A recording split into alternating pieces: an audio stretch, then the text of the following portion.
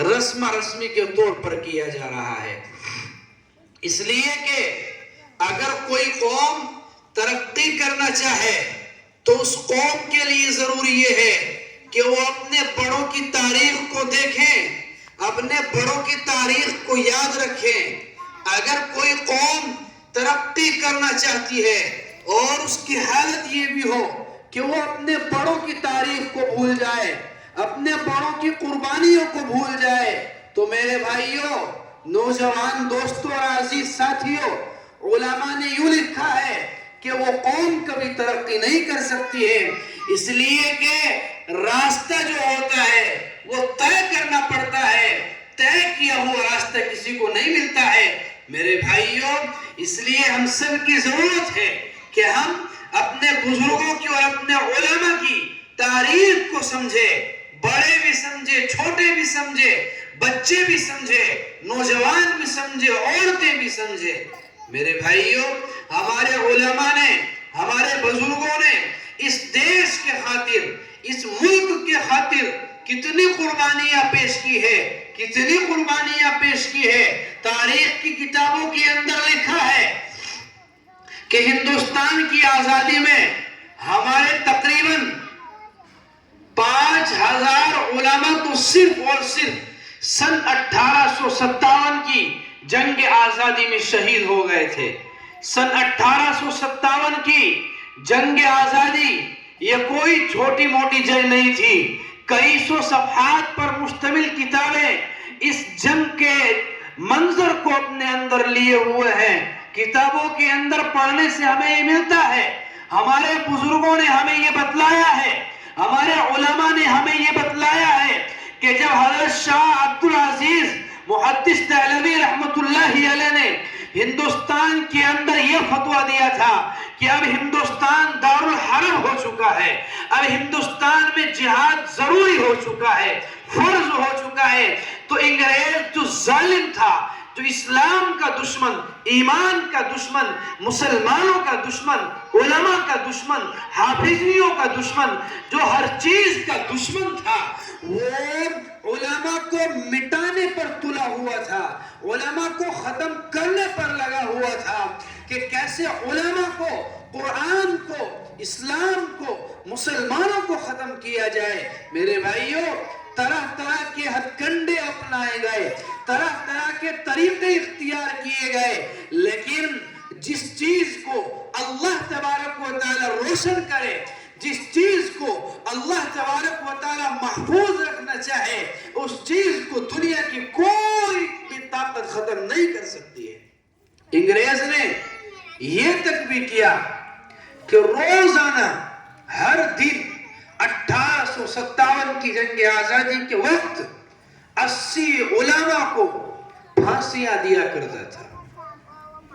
اور یہ جو جنگ چلی ہے ہندوستان کے اندر، جو انگریزوں کے ساتھ جنگ چلی ہے، سال 2 سال نہیں،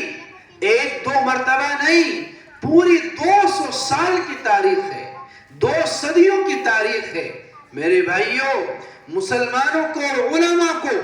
فصلوں کی طرح کاٹا جاتا تھا، جس طرح ہم اور آپ فصلیں کاٹتے ہیں، اس وقت میں علماء کو اور مسلمانوں کو انگریز کاٹا کرتا تھا۔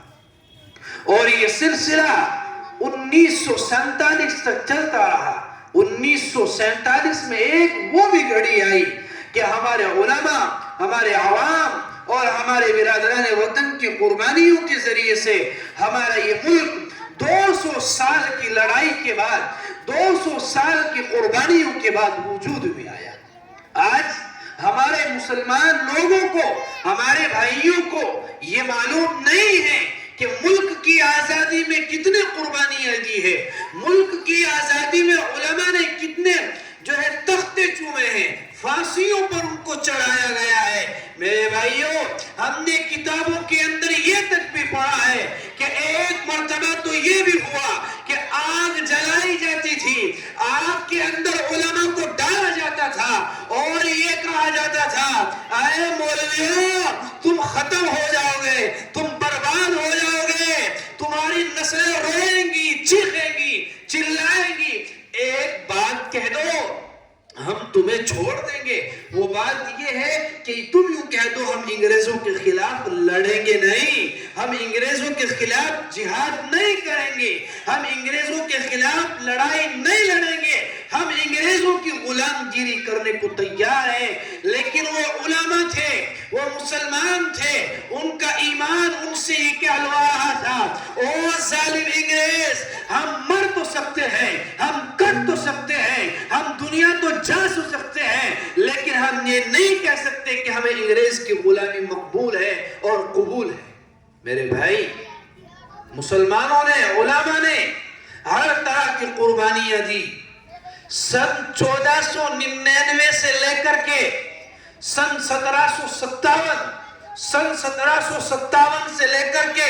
1857 سے لے کے 1947 تک ہمارے علماء اور ہمارے بڑے کھڑے رہے اور انگریزوں کے ساتھ مقابلہ کرتے رہے. انگریز کوئی چھوٹی موٹی چیز نہیں تھی, وہ بہت بڑی توپ تھی, اس کے پاس کسی چیز کی کمی نہیں تھی. آپ کو یاد ہوگا